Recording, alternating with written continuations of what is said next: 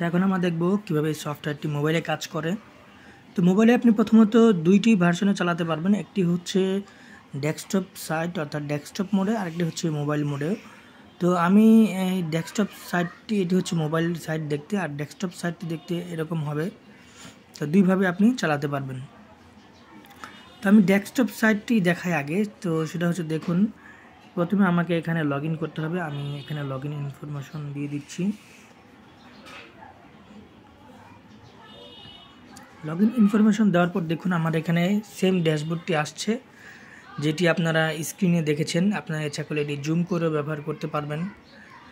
তো ঠিক আমি একটি প্রাইস অফার করে এখন দেখাবো। সাপোজ প্রাইস কোটেশন আমি যদি অ্যাড নিউতে যাই, অ্যাড নিউতে যাওয়ার পর এখানে আমি প্রাইজের যে অপশনগুলো আছে সেগুলো আমি যদি ফিল আপ করি, তাহলে দেখুন আমি এটি খুব অল্প সময়েই এই প্রাইসটি আমি আপনাদের ফিল আপ করে দেখাবো।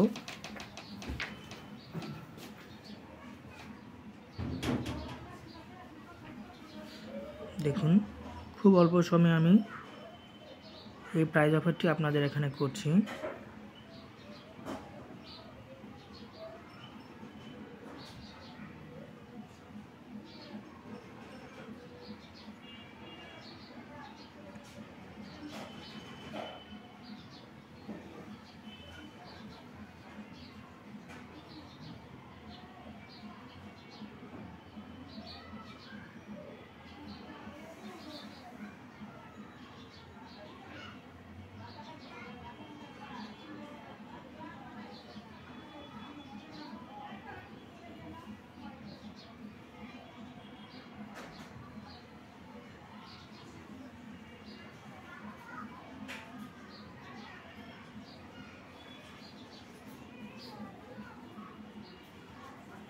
এবার আমি সেভ ইনফরমেশনে দেখছি। দেখুন এই অল্প সময়ে আমি এক মিনিট সময় খুব কম লেগেছে, আমি একটি প্রাইজ অফার তৈরি করেছি।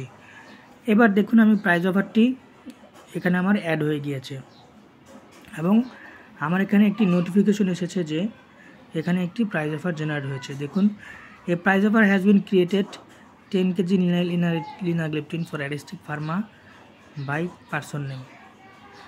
তো প্রাইজ অফারটি আমরা কীভাবে এখন করব, কীভাবে প্রিন্ট করব, দেখুন এখানে প্রিন্টের বাটন আছে। এখানে প্রিন্টের বাটনে যদি ক্লিক করি, দেখুন এটি হচ্ছে আমাদের প্রাইজ অফার।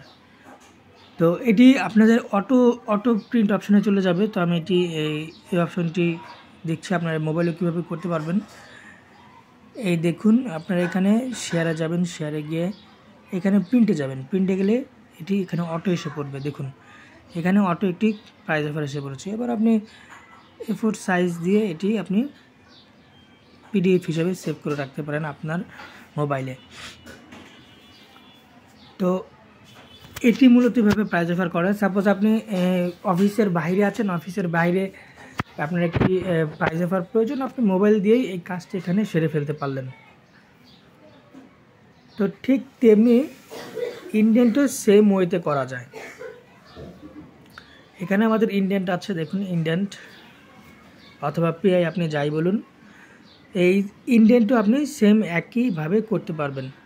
দেখুন এখানে আমি ইন্ডেন্টের বিভিন্ন ধরনের যে অপশনগুলো আছে সবগুলো আমরা রেখেছি। আপনি জাস্ট এখানে একটা ক্লিক করবেন। সাপোজ ধরুন আমি প্রিন্টে ক্লিক করলাম, দেখুন এখানে ইন্ডেন্ট হয়ে গেল।